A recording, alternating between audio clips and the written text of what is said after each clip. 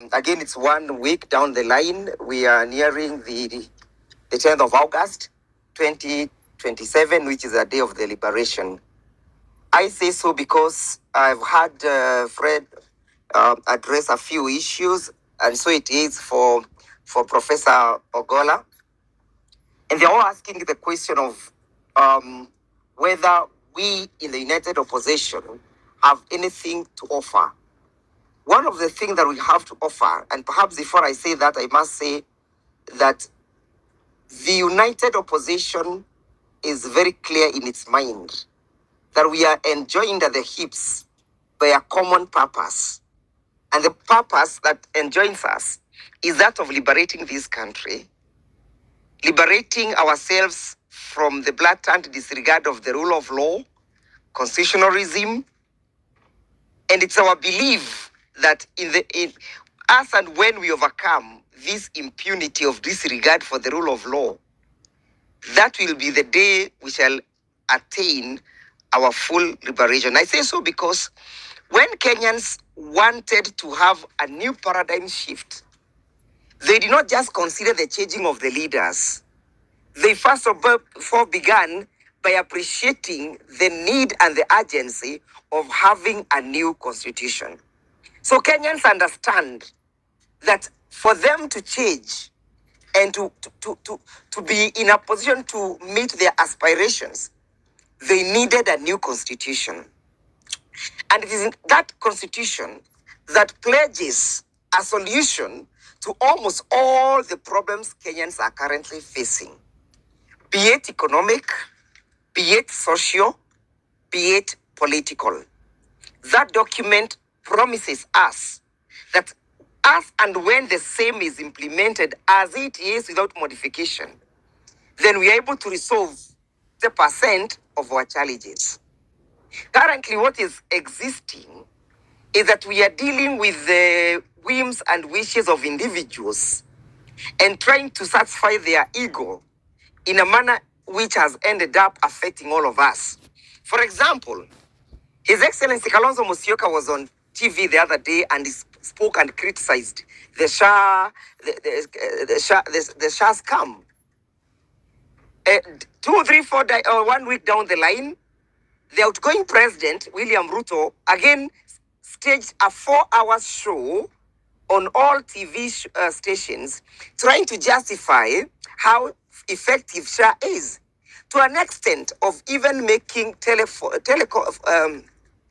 calls to nurses in various hospitals and bringing stage-managed doctors to come and prove to us how Shah is working. Our position is one.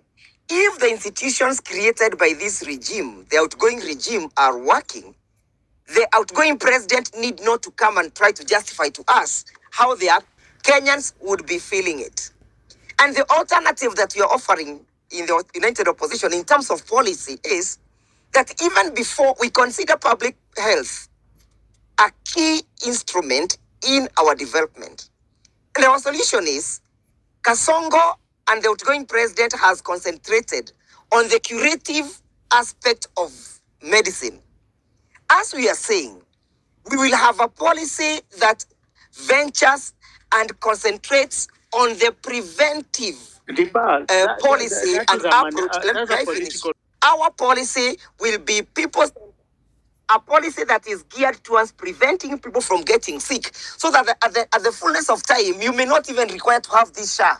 And or, as and when the necessity requires for us to have it, we'll have reduced the number of the people with Shah. Can I give you one small example as I pen off? You heard the other day in Amboseli, 15 elephants died out of cyanide poisoning. Don't you forget that those tomatoes that were consumed by those elephants were supposed to be fed and eaten by human beings, including my 2-year-old daughter, your 4-year-old son, your 8-year-old dad. They were supposed, and they actually ate those tomatoes. Even when it was said that elephants have died as a result of poisoning, you had no government policy coming to say all the tomatoes from that area and from that region have been banned from getting to the market. They were never banned. It tells you the systematic failure of governance to the extent that the government is not even able to protect the integrity of the food that we eat. All right. So in sum total, what we are saying, the BAL, is that for us to be able to move forward, Mr. William Ruto must go home. And not just going home. We are also having a policy of holding individuals to account. Remember, it is under Article 10 of our Constitution that provides for the values and the principles of governance. Among those values and principles of governance is the value of accountability and transparency in the manner in which we manage our affairs. The question of the implementation of the rule of law, the Bill of Rights, the inclusivity of the people, the social justice, that is what we aspire. And in some total debate, as I learned, our policy is premised on the rebirth of a new republic. The new republic that we are not simply saying that we are going to change individuals, simply because there is nobody who can claim infallibility. Neither myself, nor Fred Okango, Right. or any other person who can claim infallibility. Thank you. We are all fallible. But we are simply saying, in short, that we need to have a nation where good people are more than bad ones.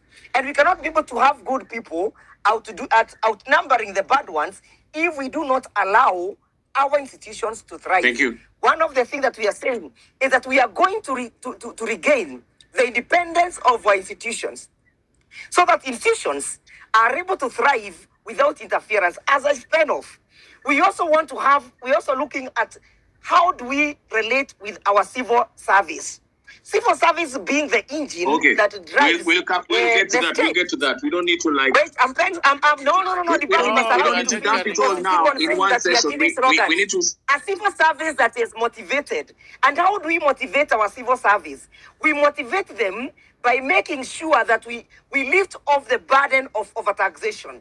In my next submissions, I'll give you the solution Fantastic. of the proposals that we have. Yes. Let me tell you, Dibal, you must allow us, because you are telling us that we are concentrating on slogans. But when we give you the solutions that we have for the country, No. again, you are trying to But there are so many clog us. political parties, they can't all place Okay, their just hang on. manifestos. No. I have given you the manifesto of Wiper Patriotic Front, All right, as envisioned by His Excellency President Kalonzo Musyoka. That is how we envisage the new republic. So blogger Maverick Aoko is alleging that the united opposition have settled on Kalonzo Musyoka to be their presidential flag bearer. That we have people in the united opposition not happy about Sifuna being the flag bearer. They are talking about age factor, the experience and everything. And so it has been decided, looks like it has been decided that it is going to be Kalonzo Musyoka. And this is really disappointing if you ask me. I am not going to cut corners, Kenyans, telling you that I'm so ready for anything. Or nah. To me, this is really disappointing. To me, I just want Edwin Sifuna to be the flag bearer.